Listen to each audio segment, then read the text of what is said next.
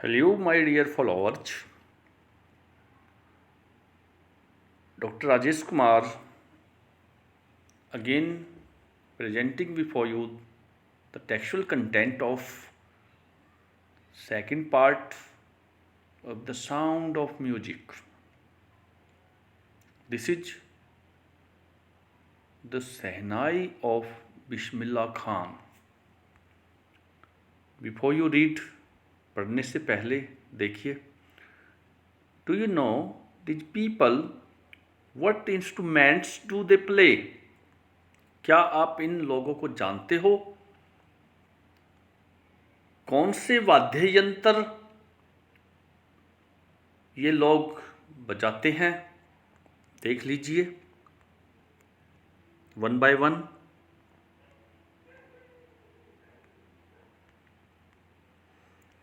तो next point में देखिए, think of the shehnai and the first thing you will probably imagine is a wedding और a similar occasion और function.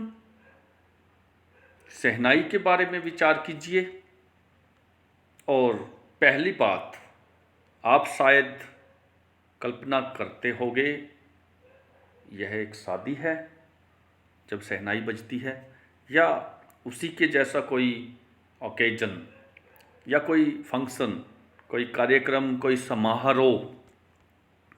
The next would probably be Ustad Bismillah Khan, the Sehnai maestro, playing this instrument. अगला नाम शायद उस्ताद बिस्मिल्ला खान का आएगा. शहनाई maestro इस वाद्य यंत्र को बजाने में जो निपुण है. माइस्ट्रो का मीनिंग हम इस वर्ड को पहले सर्कल में कर लेते हैं, माइस्ट्रो, और यहाँ ओपन स्पेस पे इसका मीनिंग लिखते हैं.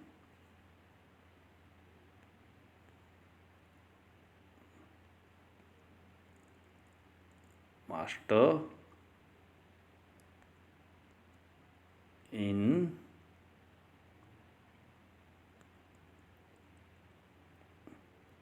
some art.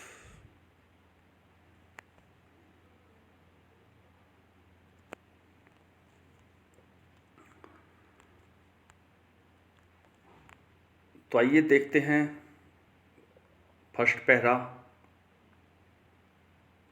This is the first passage of शहनाई.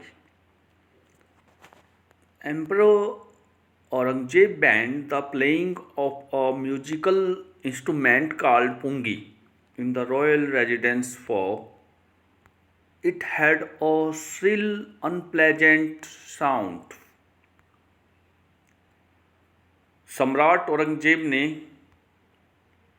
संगीत वाद्य यंत्र जिसका नाम पुंगी था, शाही घराने में बजाने पर प्रतिबंध लगा दिया था. For it had a shrill unpleasant sound, क्योंकि इसकी आवाज़ तीखी और असुखद थी. अनप्लेजेंट, असुखद. श्रिल, ए लाउड क्राई, जिसमें बड़ी ही कर्कशी और भद्दी सी आवाज़ आती थी जो अच्छी नहीं लगती थी. Unpleasant, असुखद. पुंगी became the generic name for reeded noisemakers. अब यहाँ पर जेनरिक नेम क्या है इसका अर्थ जान लेते हैं. A name given to a class or group as a whole. एक वर्ग को या पूरी तरह से एक समूह को दिया गया एक नाम जेनरिक नेम कहलाता है. रीडिड, रीडिड क्या है? Wind, instruments which have reeds like the flute, the clarinet, etc. Wind instrument मतलब हॉल बने होते हैं, सरकंडा फ्लूट जैसा उसमें रीड्स होते हैं, हॉल बना के अलग अलग सुराख से फिर साउंड निकाली जाती है, क्लैरिनेट वगैरह भी इत्यादि इस तरह के इंस्ट्रूमेंट्स हैं। तो देखिए, pungi became the generic name for reeded noise maker. पुंगी एक प्रचलित नाम बन गया था, रीडेड सरकंडे से बना हुआ नॉइज मेकर्स में से था, उससे आवाज़ें निकाली जाती थी। Few had thought that it would one day be revived. कुछ एक ने सोच लिया था कि यह एक दिन ठीक कर लिया जाएगा। Revive means restore, review, renew. तो इसको सुधार लिया जाएगा। A barber of a family of professional musicians who had access to the royal palace decided to improve the tonal quality of the pungi. एक नाई व्यवसाय से संगीतकारों के परिवार से संबंध रखता था, जिसने शाही महल तक पहुंच बनाई हुई थी। Access, way of approaching to an entrance, वहाँ तक पहुँच चुका था। इसने पुंगी की टोनल क्वालिटी को सुधारने का निर्णय किया था, फैसला कर लिया था। Tonal pertaining to tunes, tunes निकलती है ना, संगीत की ट्यून, वो ट्यून टोनल से बनी है। ट्यून से वर्ड टोनल बना दिया गया है। He chose a pipe with a natural hollow stem that was longer and broader than the pungi and made 7 holes on the body of the pipe. उस नाई ने प्राकृतिक खोखले तने के एक पाइप को चुना, जो पाइप उस पुंगी से अपेक्षाकृत लंबा था और चौड़ा था। And made 7 holes on the body of the pipe, उस पाइप के शरीर पर, उस पाइप की बॉडी पर उसने 7 सुराग बना डाले। Then when he played on it, closing and opening some of these holes, soft and melodious sounds were produced. जब उसने बजाना शुरू किया, इन होलों में से कुछ होल को खोलते और बंद करते हुए उंगलियों से, कभी एक होल पे उंगली रख दी, एक पे उठा ली, एक पे रख दी, इस तरह से इससे मधुर और कोमल आवाज़ें उत्पन्न होने लगी थी। प्रोड्यूस्ड, उत्पन्न होना। He played the instrument before royalty and everyone was impressed. उसने शाही घरानों के सामने इस वाद्य यंत्र को बजाया और हर कोई इससे प्रभावित हुआ। The instrument so different from the pungi had to be given a new name. ये वाद्य यंत्र पुंगी से थोड़ा सा अलग तरह का था, इसे फिर नया नाम देना पड़ा, क्योंकि पुंगी से भिन्न था, ये अलग तरह का था। As the story goes, since it was first played in the saz chambers and was played by a nai barba. The instrument was named the shehnai. ज्यों ही स्टोरी चलती है त्यों ही हमें ये पता चलता है, इस तरह से ये पहली बार शाह के दरबार में बजाई गई थी और एक नाई के द्वारा इसे बजाया गया था। और इंस्ट्रूमेंट का नाम क्या पड़ गया? साज से बन गया सह और इसके साथ जुड़ गया नाई। इस तरह से सहनाई वाद्य यंत्र अस्तित्व में आया था।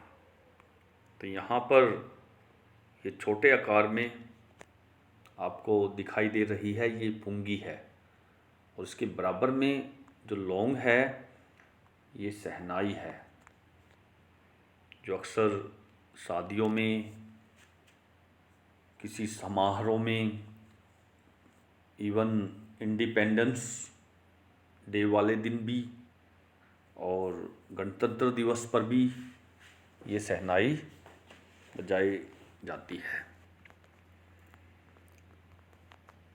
तो आगे देखिए second para. The sound of the shehnai began to be considered auspicious.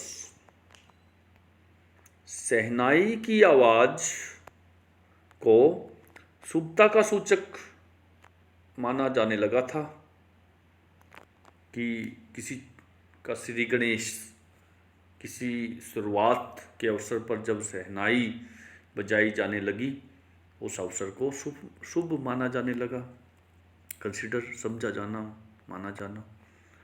यहाँ पर वर्ड्स मीनिंग आप देख सकते हो। Auspicious, promising to bring good Fortune,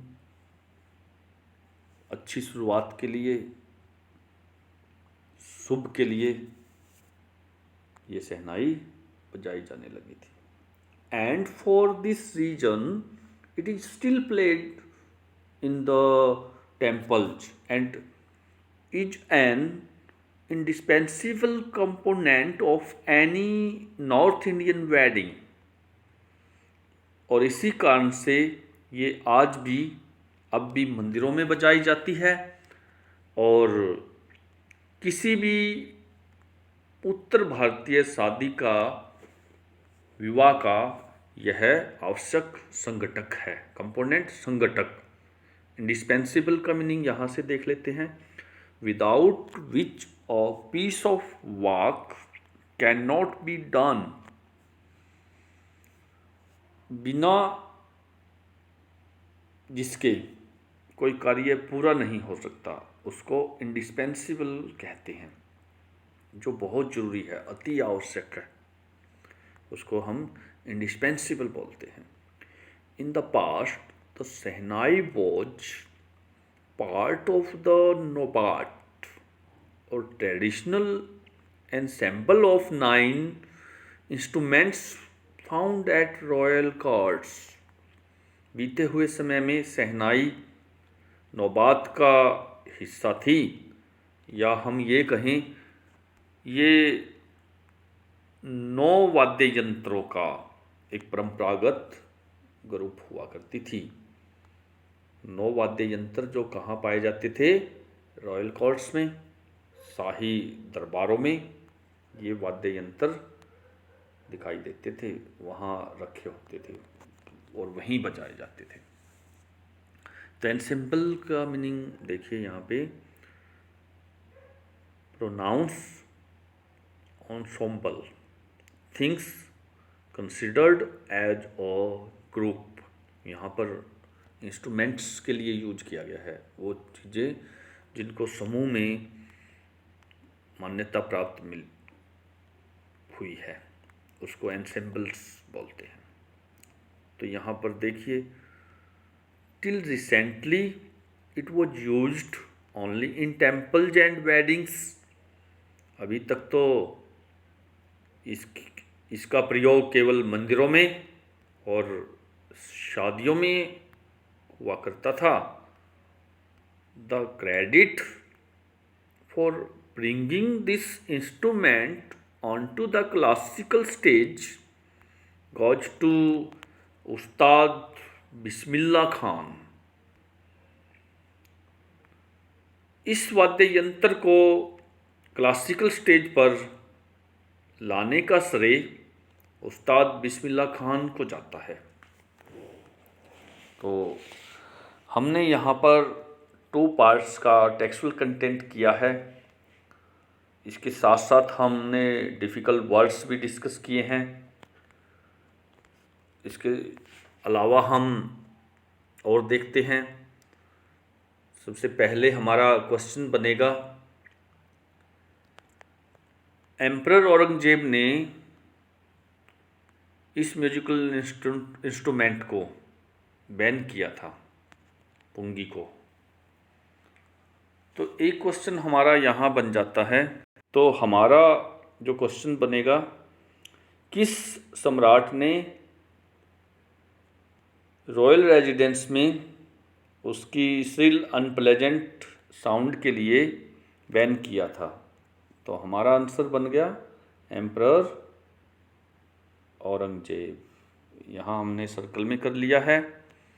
इसके अलावा कुछ वर्ड्स हैं जो हमारे लिए महत्व रखते हैं, जैसे कि जॉनरिक name, read it.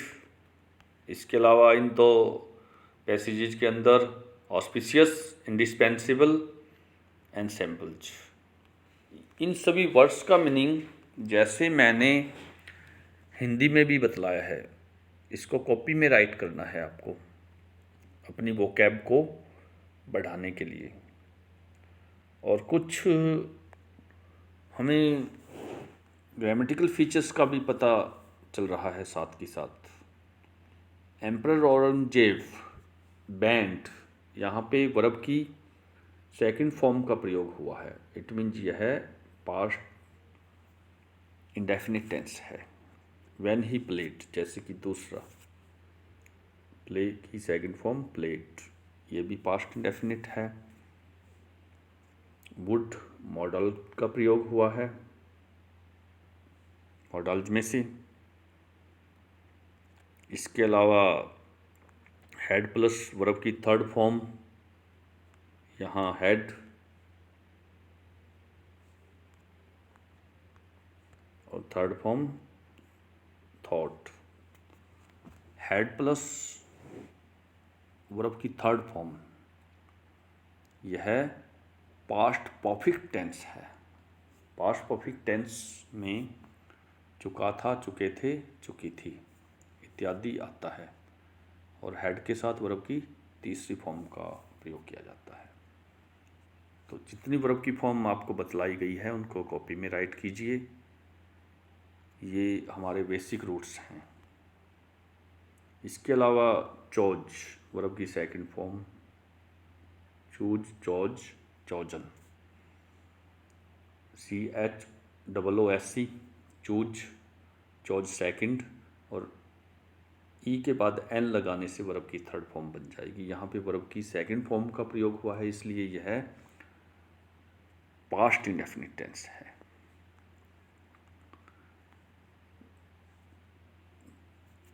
Textual content करते वक्त हमें मेलोडियस का पता नहीं चला होगा, दोबारा फिर से बतला रहा हूँ। मेलोडियस, मधुर, मेलोडियस साउंड्स, मधुर आवाज़ें, मधुर स्वर।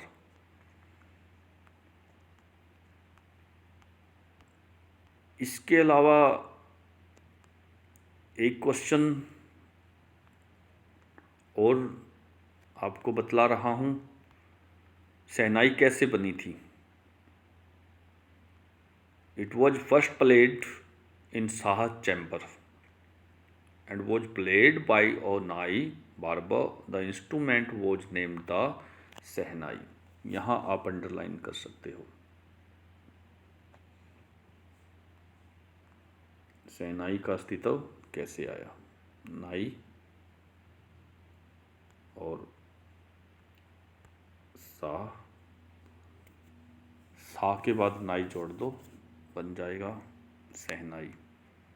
लेकिन ए को हम ई में चेंज कर देंगे, SHEHNAI।